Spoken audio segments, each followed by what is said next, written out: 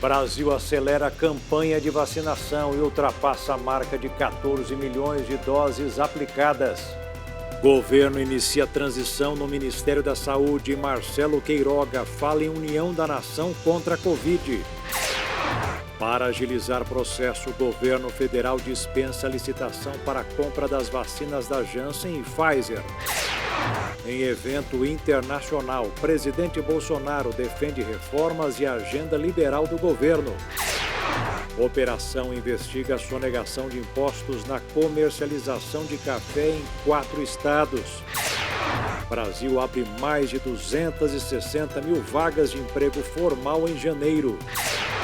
Israel anuncia a descoberta de fragmentos de um pergaminho bíblico de 2.000 anos de antiguidade.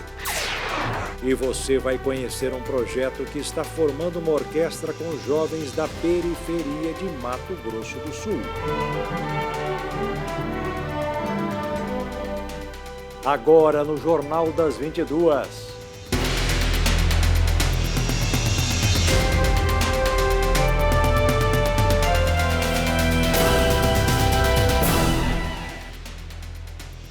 Olá, boa noite. Marcelo Queiroga, confirmado para ser o novo ministro da Saúde, se reuniu hoje com Eduardo Pazuello.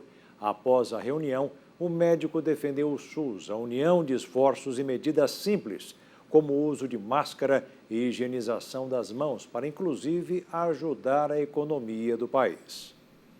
O novo ministro da Saúde é médico e presidente da Sociedade Brasileira de Cardiologia. Marcelo Queiroga é formado pela Universidade Federal da Paraíba e atualmente é diretor do Departamento de Hemodinâmica e Cardiologia Intervencionista do Hospital Alberto Urquiza Vanderlei, em João Pessoa. Nesta terça-feira, Queiroga se reuniu com o atual ministro da Saúde, Eduardo Pazuello. Na entrada, conversou com a imprensa e disse que a política é do presidente. Apenas a execução é do ministro. A política é do governo Bolsonaro, a política não é do ministro da Saúde. O ministro da Saúde executa a política do governo. No meio da tarde, futuro e atual ministros da Saúde falaram juntos com a imprensa. Pazuello destacou que a mudança de ministro será realizada brevemente e que não se trata de uma transição. Temos um planejamento de passagem de função de cada secretaria, de cada função específica do Ministério, para que ele conheça tudo como funciona e possa, no mais curto prazo, dar continuidade ao nosso trabalho. Não é uma transição, é um só governo. Continua o governo Bolsonaro, continua o ministro da Saúde.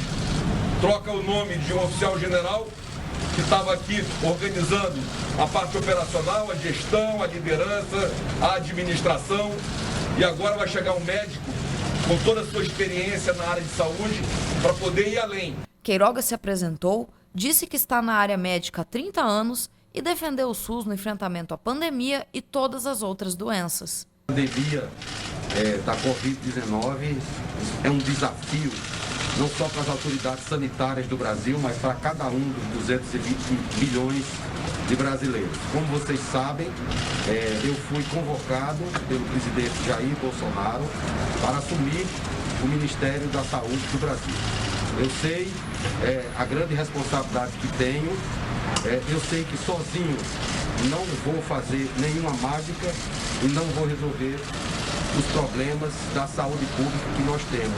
Mas eu tenho certeza que nós teremos a ajuda dos brasileiros para executar as políticas públicas do interesse da população e com isso ter um resultado mais desejável no enfrentamento da pandemia da Covid-19. Nós temos um sistema único de saúde que atende 220 milhões de brasileiros, que é um grande ativo do nosso país, né? Então o sistema SUS, criado pela Constituição Federal de 1988, é a grande arma que nós temos para enfrentar não só a pandemia da Covid-19, mas todos os males que afetam a nossa saúde. O governo federal tem trabalhado desde o início do mandato do presidente Jair Bolsonaro para melhorar a eficiência do sistema público de saúde. E algumas pautas que eram muito caras à sociedade médica, como, por exemplo, a criação de uma Secretaria de Atenção primária, que é a melhor forma de se resolver os problemas de curto, de médio e de longo prazo do sistema de saúde, foi criada e hoje funciona de maneira satisfatória. A pandemia nos trouxe desafios, mas também nos trouxe oportunidades. O Ministério da Saúde está muito empenhado em trabalhar de maneira harmônica, em parceria, para melhorar a condição de assistência, para efetivamente as mais de 500 milhões de doses de vacinas que já foram tratadas aqui na gestão do ministro Pazuello sejam aplicados nos brasileiros de uma maneira eficiente, de tal sorte que nós consigamos conter a circulação do vírus e pôr fim a essa pandemia. No momento vivemos uma nova onda da pandemia, com muitos óbitos, que é preciso melhorar a qualidade de assistência em cada um dos nossos hospitais, sobretudo nas unidades de terapia intensiva, no enfrentamento às síndromes respiratórias agudas graves. Então, uma agenda muito grande, uma agenda que vai necessitar uma união da nação. Não é ministro? Vamos nos unir. E a vocês eu peço uma oportunidade para construir um futuro melhor para a saúde pública do Brasil. Levar uma palavra de alento para aquelas famílias que perderam seus entes queridos, vítimas dessa doença miserável e de outras doenças que também afetam a população brasileira, né? Conclamar a população que utilize máscaras com medidas simples de bloqueio ao vírus, que lave as mãos, use o álcool. Eu posso dizer que todos vocês já sabem isso, mas só para reafirmar essa posição, que são medidas simples, mas que são importantes, que a gente pode, com essas medidas, evitar ter que parar com a economia do país.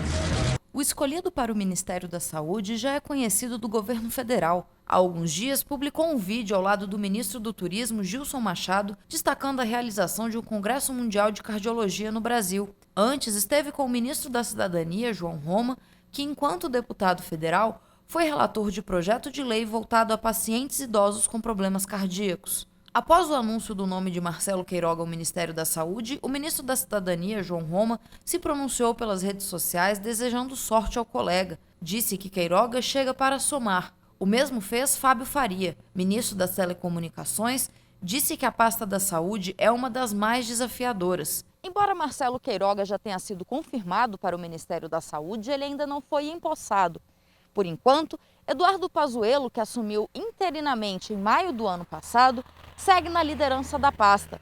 Quando for nomeado, Marcelo Queiroga será o 4º ministro da Saúde no governo Bolsonaro. Marcelo Queiroga é defensor do uso de máscaras e da vacinação em massa. Ao ser imunizado contra a Covid-19, publicou que a vacina contra o coronavírus é um direito de todos e dever do Estado brasileiro. E agora vamos falar de vacinação no Brasil e conferir o número parcial de imunização contra a Covid-19. Nos primeiros 59 dias de campanha, do dia 17 de janeiro até hoje, 16 de março, o Brasil aplicou 14.179.880 doses, segundo informações coletadas com as secretarias de saúde dos estados e do Distrito Federal. O Senado aprovou hoje o projeto que prevê a detenção de 1 a 3 anos e multa para quem desrespeitar a ordem de prioridade da vacinação estabelecida pelo poder público durante situação de emergência. A proposta segue agora para a Câmara dos Deputados. E olha, o governo federal dispensou a licitação para a compra das vacinas da Janssen e Pfizer. A medida foi publicada hoje no Diário Oficial da União. O Ministério da Saúde publicou 2 extratos de dispensa de licitação para a compra de vacinas contra a Covid-19 junto aos laboratórios Janssen Farmacêutica e Pfizer. O valor total a ser usado para a compra das vacinas é de quase 8 bilhões de reais, sendo cerca de 2 bilhões para a Janssen e quase 6 bilhões para a Pfizer. No dia 12, a Organização Mundial da Saúde aprovou em caráter emergencial a produção da vacina Janssen de dose única da farmacêutica norte-americana Johnson & Johnson para uso contra a Covid-19. As 2 vacinas anteriores aprovadas pela OMS, a Pfizer-BioNTech e a AstraZeneca-Oxford, requerem 2 doses para completar o ciclo de imunização da população, sendo que a Pfizer precisa ser armazenada a temperaturas ultrageladas. A vacina Janssen pode ser guardada em uma geladeira comum. No início do mês, o Congresso aprovou regras mais flexíveis para a compra de vacinas contra a Covid-19. Pelo texto, a administração pública fica autorizada a celebrar contratos com dispensa de licitação para a compra de vacinas contra a Covid.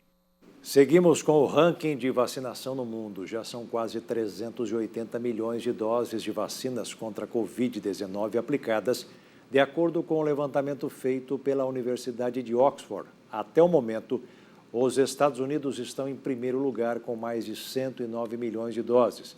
Em seguida, a China, que quase alcança a marca de 65 milhões.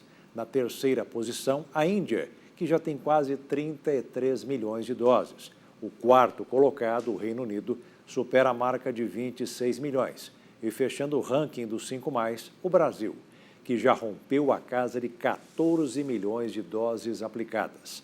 Vários países europeus suspenderam o uso da vacina anti-Covid da AstraZeneca. A decisão das autoridades ocorre em meio a denúncias por prováveis efeitos colaterais. Alguns casos são relacionados a coágulos sanguíneos. A Organização Mundial da Saúde convocou seu grupo de especialistas para discutir a situação.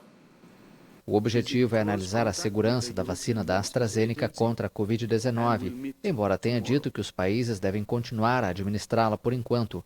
O grupo de especialistas está em contato próximo com a Agência Europeia de Medicamentos, a EMA, afirmou o chefe da OMS, Tedros Ghebreyesus. A Espanha suspendeu preventivamente, nesta segunda-feira, a administração dessa vacina. A Itália também suspendeu por precaução a vacinação com o mesmo imunizante da AstraZeneca. O presidente da França, Emmanuel Macron, anunciou nesta segunda-feira a suspensão da vacina da AstraZeneca enquanto aguarda uma recomendação da Agência Europeia de Medicamentos. A Alemanha também está suspendendo o uso da vacina como medida preventiva após a notificação de efeitos colaterais. A Noruega anunciou a morte de uma profissional de saúde com menos de 50 anos devido a uma hemorragia cerebral e que havia recebido uma dose do imunizante da AstraZeneca. Na Holanda, são investigados 10 casos de coágulos sanguíneos potencialmente vinculados à mesma vacina. No entanto, essa relação ainda não foi confirmada até o momento. O imunizante da AstraZeneca é um dos que estão sendo utilizados no Brasil. O grupo farmacêutico suíço Roche pretende ajudar os cientistas a monitorar as mutações do coronavírus. A empresa anunciou nesta terça-feira ter criado um novo teste para detectar as variantes que vêm se espalhando pelo mundo. Em um comunicado, a empresa afirma que o teste pretende ajudar os cientistas a monitorar as mutações do vírus, sua prevalência e o possível impacto no diagnóstico das infecções, nas vacinas e terapias. Com o nome de COBA SARS-CoV-2 Variant Set1, o teste permite detectar e diferenciar as mutações observadas nas variantes britânica, sul-africana e brasileira. Thomas Schnecker, diretor da divisão de diagnósticos da Roche, destacou que a contínua vigilância é essencial para a saúde pública. O teste foi projetado para uso em máquinas COBA 6800, 8800, muito presentes nos laboratórios de análises e hospitais. A Roche, líder mundial da área de oncologia, lançou desde o início da pandemia 15 testes para detectar o coronavírus. E veja a seguir os números da pandemia no mundo e veja ainda, em evento virtual, o presidente Bolsonaro defende reformas e agenda liberal do governo.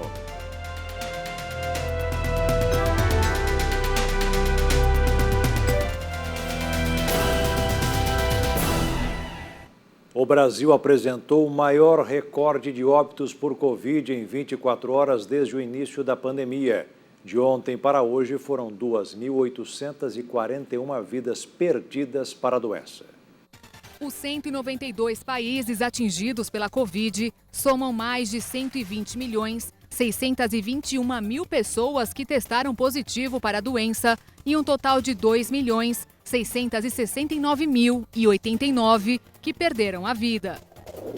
Os Estados Unidos, em primeiro lugar do ranking, beiram a marca dos 29.545.000 casos e confirmam 536.808 mortes. Na vice-liderança aparece o Brasil, com 11.603.535 testes positivos da doença e registra 282.127 vítimas fatais.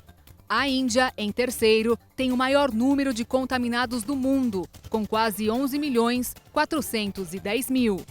Já a Rússia registra mais de 4.360.000 diagnósticos da doença. E o Reino Unido ultrapassou a barreira dos 4.282.000 casos confirmados. O presidente Jair Bolsonaro defendeu hoje as reformas e a agenda liberal do governo. A declaração foi feita na reunião do ProSul, o Fórum para o Progresso e Desenvolvimento da América do Sul. Tendo ao lado os ministros Ernesto Araújo das Relações Exteriores e Paulo Guedes da Economia, o presidente começou a sua participação lembrando a importância da democracia na região. Ele também manifestou repúdio à prisão da ex-presidente da Bolívia, Jeanine Áñez. Ela foi condenada a 4 anos de prisão por ter participado de uma tentativa de golpe de Estado. Essa é a acusação. Que nos parece totalmente descabida. Esperamos que a Bolívia mantenha em plena vigência o Estado de Direito e a convivência democrática. O presidente lamentou a tragédia que a pandemia está provocando no mundo inteiro, mas garantiu que o Brasil está investindo cada vez mais na vacinação das pessoas e fez até agora o maior programa social para socorrer 67 milhões de brasileiros em dificuldades financeiras. A pandemia suspendeu as atividades da cadeia produtiva de nossos países e teve impactos severos sobre os níveis de emprego e renda em todo o mundo. Por trás das estatísticas, nos solidarizamos com milhões de famílias que, sem o amparo dos governos nacionais, perderiam seus meios de subsistência, sua segurança alimentar e sua dignidade como seres humanos. A situação é ainda mais grave em países como os nossos, onde o número significativo de pessoas precisa buscar seu sustento e de seus familiares por meio da informalidade, muitas vezes trabalhando de dia para pagar a comida da noite, sem garantia de uma renda mínima. O governo está lutando para mudar esta situação e, pelo que já aconteceu, deu para perceber alguns avanços. Em 2020, o PIB brasileiro apresentou recuo de 4,1%, o que corresponde a menos da metade da queda projetada por especialistas no início da pandemia. Em razão das medidas tomadas por nosso governo, a economia brasileira iniciou sua trajetória de recuperação já no 4º trimestre do ano passado, com um crescimento de 3,2% em relação ao trimestre anterior. Estamos firmemente determinados a aprovar iniciativas que irão permitir o crescimento sustentado da nossa economia nos próximos anos, como a reforma administrativa, a reforma tributária, a nova lei de falências e a privatização de empresas estatais. Jair Bolsonaro falou que espera o apoio de organismos internacionais de finanças para a nova fase que se inicia e manifestou esperança no futuro. Estejam seguros de ter no Brasil um parceiro determinado a trabalhar para promover o desenvolvimento sustentável da nossa região amazônica e da América do Sul, com amparo na livre iniciativa e na abertura econômica, em prol do bem-estar, da segurança e da prosperidade de nossas populações. As Nações Unidas revelaram que centenas de pessoas desapareceram em Mianmar desde o golpe de Estado de 1º de fevereiro. A entidade acredita que ao menos 149 foram assassinadas. De acordo com a ONU, as prisões ilegais não são reconhecidas pelas autoridades militares, o que equivale a desaparecimentos forçados. As Nações Unidas ainda denunciaram que pelo menos 5 pessoas morreram sob custódia nas últimas semanas. Inclusive, os corpos de 2 vítimas mostravam sinais de graves abusos físicos, indicando tortura. São mais de 2.000 pessoas já detidas arbitrariamente até agora. Apesar das condenações internacionais, protestos continuam invalidados. Sabe-se que dos 37 jornalistas presos, 19 continuam detidos. No ano passado, 3 em cada 4 países registraram níveis superiores às recomendações máximas de micropartículas no ar. Essas partículas são responsáveis por muitas mortes prematuras. E o aumento ocorreu apesar da queda significativa das atividades poluentes na pandemia. Um relatório elaborado pela unidade de pesquisas da empresa suíça IQWare e o Greenpeace mostrou que a poluição letal segue alta no mundo apesar do confinamento. Os números poderiam ser piores se não fosse pela queda significativa das atividades poluentes devido à pandemia de Covid-19. O relatório usou dados de estações de monitoramento terrestres, 2/3 delas operadas por instituições públicas. No total, 84% dos países registraram queda nos níveis de poluição do ar com partículas finas PM2,5, ou seja, inferiores a 2,5 micrômetros. Das 106 nações com dados disponíveis, apenas 24 respeitaram as normas da Organização Mundial da Saúde para as partículas, cujo diâmetro corresponde a 1/30 de um fio de cabelo humano. Este tamanho permite que as partículas penetrem no sistema sanguíneo através dos pulmões, provocando asma, câncer de pulmão ou doenças cardíacas.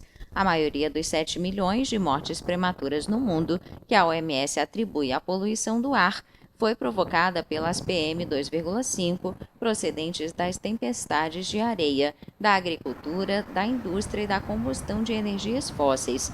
Como nos anos anteriores, o sul e leste da Ásia foram as regiões mais afetadas pelas PM2,5 em 2020. O príncipe Philip da Inglaterra deixou o hospital onde estava internado desde 16 de fevereiro. Ele foi hospitalizado a princípio por uma infecção e mais tarde teve de ser transferido por alguns dias para o Hospital Público St. Bartholomew, onde passou por uma cirurgia cardíaca. O marido da rainha Elizabeth II completa 100 anos em 10 de junho. Em 2009, o Duque de Edimburgo bateu o recorde de longevidade de todos os cônjuges dos monarcas britânicos. Depois de participar em mais de 22 mil compromissos públicos oficiais a partir da chegada ao trono da esposa em 1952, o duque se afastou da vida pública em agosto de 2017. Desde então foi internado diversas vezes. E veja a seguir, a partir de amanhã apenas os serviços essenciais poderão funcionar em Minas Gerais. E veja ainda, operação investiga sonegação de impostos na comercialização de café.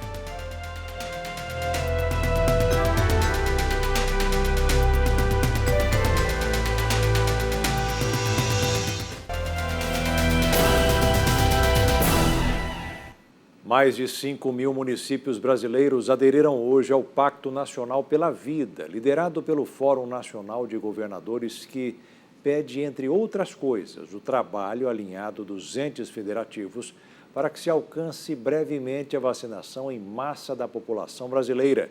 De Brasília, Jaqueline Fonseca tem os detalhes. A Confederação Nacional dos Municípios, através do Movimento Municipalista, aderiu ao Pacto Nacional pela Vida assinado por 22 governadores na semana passada. No documento assinado hoje pelo presidente da CNM, Vladimir Harold, é destacado o pedido pela vacinação em massa da população brasileira e a necessidade de despolitizar o enfrentamento à pandemia. A carta também informa que o movimento está à disposição do novo ministro da Saúde, Marcelo Queiroga, para trabalhar em conjunto para que se tenha desenvolvimento econômico e social alinhado à orientação científica. Os prefeitos ligados à Confederação, que são quase 95% dos prefeitos do Brasil, entendem que a única forma da gente superar esse problema da pandemia, que assola aí de forma bastante aguda todos os municípios e estados da Federação, se dará, com a aquisição por parte do governo federal das vacinas em quantidades e fluxos adequados, a utilização, a contratação dos leitos de UTI para aumentar a rede neste momento de crise e, por parte da população, o uso de máscaras, cada vez mais imprescindíveis neste momento, e a manutenção do distanciamento social. Somente, né, através dessas 4 medidas tomadas de forma uniforme, né, por todos os governantes das 3 esferas da federação, poderemos aí superar esse problema do vírus, né, da contaminação e da infecção. No primeiro dia de fase emergencial mais rígida em São Paulo, as ruas e calçadas de alguns bairros surpreenderam pelo silêncio no período noturno. Na maior cidade do país, ruas quase vazias. Nas vias da metrópole, acostumada ao trânsito caótico, onde havia movimento era pequeno, uma cena rara na capital paulista. O estado de São Paulo entrou na fase emergencial, a mais rigorosa. Os hospitais do estado mais rico do país se aproximam do colapso. 89% dos leitos de UTI estão ocupados. O governo do estado instituiu toque de recolher das 8 da noite até às 5 da manhã. Parques e praias ficarão fechados, os escritórios devem funcionar remotamente e as autoridades solicitadas a reduzir as aulas ao mínimo indispensável, entre outras medidas. O brasileiro sente, o único lugar que ele sente dor é no bolso. Então, multar quem não estiver com máscara, quem estiver fazendo aglomeração, quem provoca aglomeração.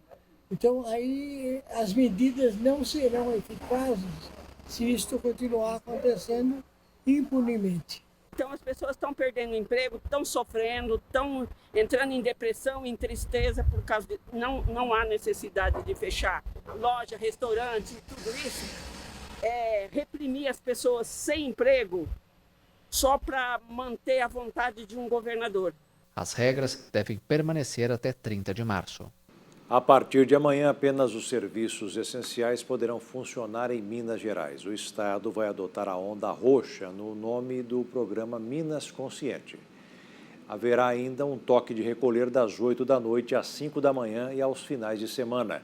O comando da PM informou que vai reforçar a atuação contra aglomerações. As cirurgias eletivas estão suspensas. Bancos, lavanderias e serviços de TI são considerados serviços essenciais. A medida valerá por 15 dias. E a Agência Nacional do Petróleo, Gás Natural e Biocombustíveis realizou forças-tarefas para fiscalizar o mercado de combustíveis em 16 estados. Foram feitas 12 autuações por aferição irregular, pressão de GNV acima do permitido, falta de equipamento para análise de combustível e irregularidades no painel de preços, no caso de postos. Segundo a agência, as operações vão continuar. Uma operação contra a sonegação de impostos tenta cumprir mais de 200 mandados. A ação investiga a comercialização de café em 4 estados. Uma força-tarefa da Receita Federal e das Receitas Estaduais realiza uma operação para investigar a sonegação de cerca de R$1 bilhão em impostos de empresas que comercializam café. A ação acontece no Paraná, Minas Gerais, Espírito Santo e São Paulo.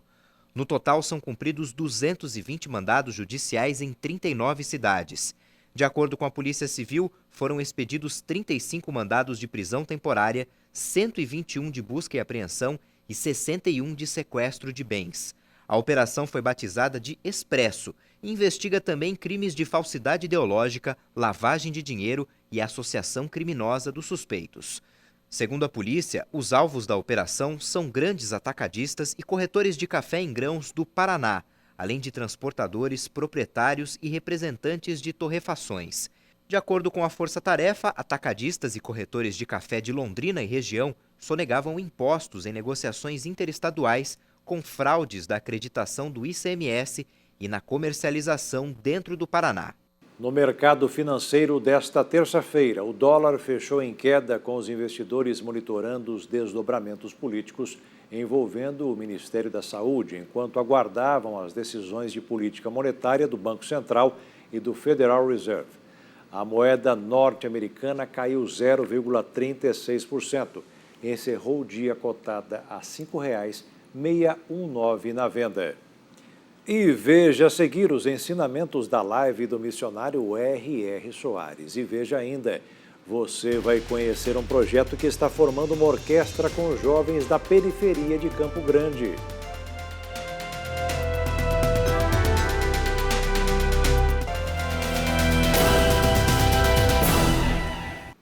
Um projeto que está formando uma orquestra com jovens da periferia de Campo Grande, em Mato Grosso do Sul, está mudando a vida de muita gente. Das crianças que passaram a encarar a vida com mais clima e tranquilidade, e das mães que não escondem a alegria.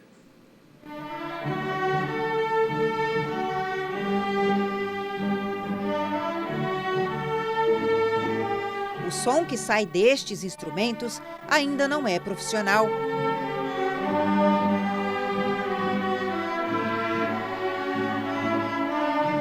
Mas os alunos do projeto mantido pela ONG Fraternidade Sem Fronteiras encaram com muito profissionalismo. Os alunos têm idades entre 8 e 16 anos, que aprendem a tocar instrumentos de corda e sopro gratuitamente.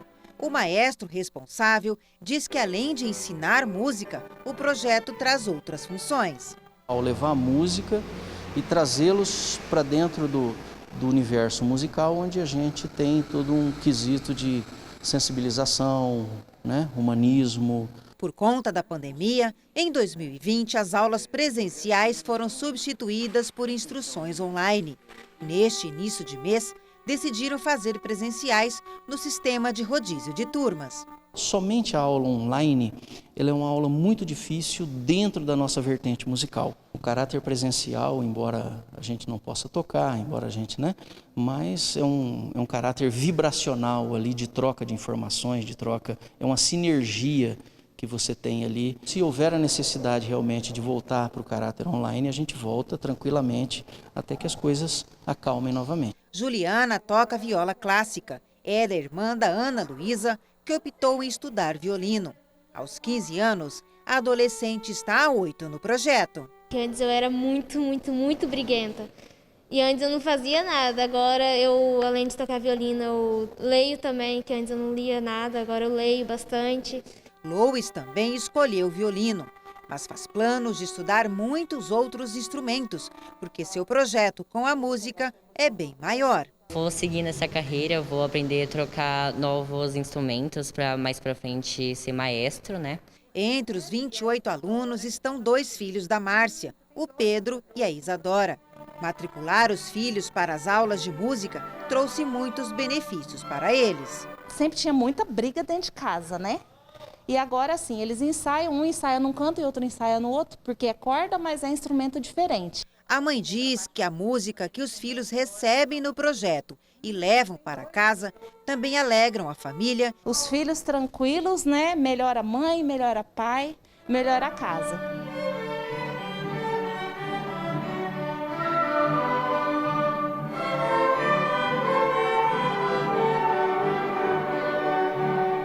E chegou a hora do momento de fé e esperança através da live do missionário R.R. Soares.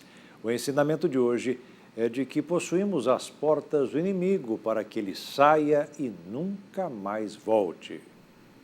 A palavra de orientação para o caminho da nossa vida está no capítulo 22 de Gênesis. Você sabe que um dia Deus pôs Abraão à prova. E quando eu falo dessa prova, não vou falar dela, mas vou falar depois da prova, mas tem que dar um toquezinho.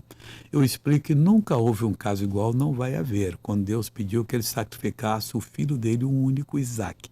Que Deus queria mostrar que ele, o pai, sacrificaria o dele. E o Abraão aceitou. Só não fez que Deus segurou.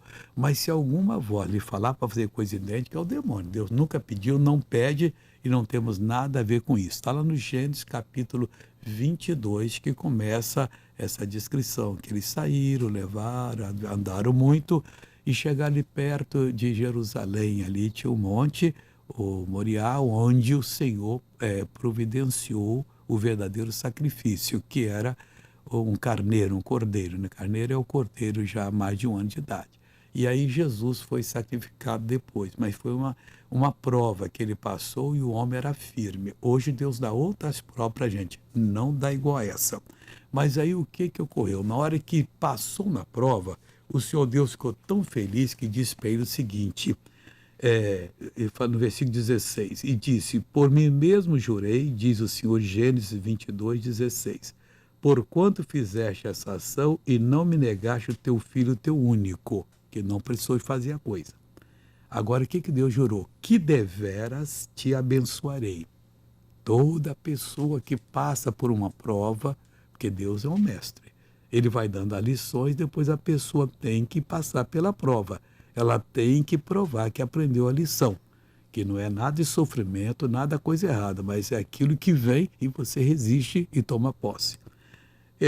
Que deveras te abençoarei, de verdade vou te abençoar, e grandissimamente, multiplicarei a tua semente como as estrelas dos céus. E tem mais ainda. Então, de uma maneira muito grande, que era quase impossível, ele iria multiplicar a semente dele. A semente dele é Jesus, quer dizer, a semente que viria, né, do homem, que é Jesus. Mas também os filhos dele pela carne. Seriam como as estrelas dos céus e como a areia que está na praia do mar. Agora veja o que Deus falou. E a tua semente possuirá a porta dos seus inimigos. Nós somos a semente de Abraão pela fé. E segundo, Jesus é a semente, nós somos dele, somos a semente. Ele é a cabeça desse corpo do qual nós somos parte. Segundo aqui a palavra de Deus, a semente de Abraão possuiria as portas dos seus inimigos. Eu pergunto a você, se eu possuir a porta da sua casa, você só entra ou sai se eu deixar. Está entendendo agora? Nós possuímos a semente, que é Jesus, e atrás dele nós possuímos as portas da casa do diabo. Se nós falamos, você não vai operar mais, não vai. Você vai ser agora, vai. Nós somos senhores sobre esse mal, desde que estejamos ligados em Deus, se tratando das coisas de Deus. E agora, a orientação do missionário R.R. Soares aos fiéis. A pergunta é da Cauane Ramos. Ela gostaria de saber se, quando pedimos paciência para Deus, se Ele vai nos colocar em circunstâncias que nos exijam paciência. Não, o Senhor Deus é sábio, né? Às vezes a gente pede até aquilo que não precisamos, Ele faz de conta que não ouviu, porque Ele não vai jogar a bênção fora, né? Mas quando nós estamos precisando e pedimos, Ele dá. E dá de uma maneira que nós nem precisamos pensar. Porque se o homem, às vezes, querendo, ele faz coisa boa, imagine Deus que não faz coisa ruim, querendo abençoar, ele abençoa mesmo. O Juliano Francisco de Santa Cruz, no Rio de Janeiro, ele pergunta por que a glutonaria é pecado. Porque Deus disse que é pecado. Então, o primeiro ponto é esse, Deus fala, está acabado. Agora, nós não temos condições de examinar o porquê que Deus falou isso. A pessoa, às vezes, não entende. Ela começa a comer demais, ela estoura o corpo dela. Por isso que às vezes fica muito obesa. Ela estoura os limites dela também. Quer dizer, aí começa a sofrer disso, sofrer daquilo. Meu problema é hormônio, mas o que provocou essa queda de hormônio? Não, eu sou assim. Não é. Se você tivesse comido regrado, comido aquilo que é bom, você não estaria com esse problema. E pode a pessoa reverter? Pode, tanto pela fé e também com a ajuda médica. A Márcia Padilha, de Minas Gerais, e ela pergunta, o que fazer quando estou fraca na fé? A Bíblia diz que a fé vem pelo ouvir a palavra de Deus. Você está fraca, que você tem escutado, mas não tem ouvido. Qual é a diferença? Você escuta e não dá atenção, você não ouviu. E a Bíblia diz que vem pelo ouvir. É você aplicar aquilo que você aprendeu. Aí a sua fé cresce, ela surge. E para crescer é a mesma coisa. Está fraca significa que você é igual aquela moça que não quer engordar e quase não come. Quando come, põe o dedo na garganta e põe para fora para poder não engordar. Está fazendo mal com ela. Tem uns aí que são pele e osso e coitado dessas pessoas. Então nós temos que ouvir a palavra de Deus para Deus dar tutano para a gente, dar força e nós vamos ficar com fé. E o Jornal das 22 termina aqui. Uma boa noite para você e até amanhã. Fique na paz. Tchau.